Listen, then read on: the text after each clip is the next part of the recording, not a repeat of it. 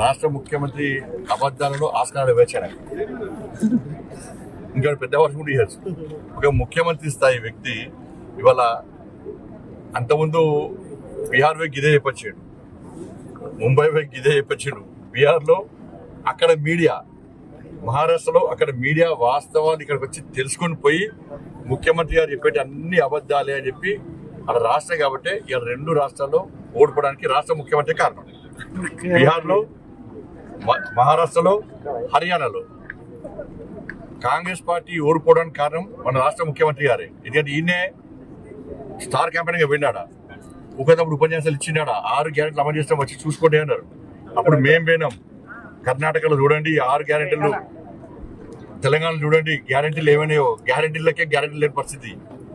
చూడండి అని చెప్పినాక ప్రజలు వాస్తవాలు గ్రహించి ఇవాళ ఎక్కడ చురుకు పెట్టాలో అక్కడ చురుకు పెట్టారు.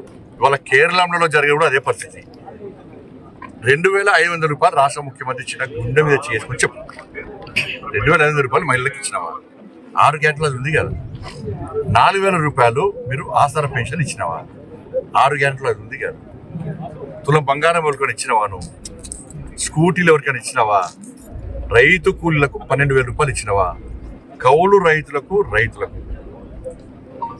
ఎకరానికి 15,000 రూపాయలు ఇస్తాను. మళ్ళీ ఏమంటే ఎకరానికి 12,000 ఇస్తాడు. ఎకరానికి ఏం ఇల్లు ఇయ్యడిగా, మళ్ళీ ఇయ్యడిగా. నిరుద్యోగ వృద్ధి ఇస్తానవా? ఇయ్యలేదు. విద్యార్థి భరోసా కార్డు ఇస్తానవా? ఇయ్యలేదు. ఇక ఫీజు ఏమనిపిస్తారు, ఇక పదవి పొందినటువంటి ఉద్యోగస్తులకు వాళ్ళకి పైసలు ఇస్తలేవు. ఇది దౌర్భాగ్యమైన పరిస్థితులు. డిఏలు లేవు, ఆరోగ్యశ్రీ పైసలు లేవు. ఇంత దారుణమైన పరిస్థితి ఉంటే ఏం లేకుండా నిస్సిగ్గుగా కేరళ పోయి 6 గ్యారెంటీలు అమలు చేసి చూసుకుంటే నేను కేరళ మీడియాకి విజ్ఞప్తి చేస్తున్నా. కేరళ నుంచి మీడియా రావాలే. నేను సవాల్ చేస్తున్నా, అలా హుజాబాద్ గడ్డ మీకెళ్ళి సవాల్ చేస్తున్నా, ముఖ్యమంత్రి గారికి సవాల్ చేస్తున్నా. చలో మీరు రాండి, నేను కూడా వస్తా. ఏ గ్రామానికైనా పోదాం.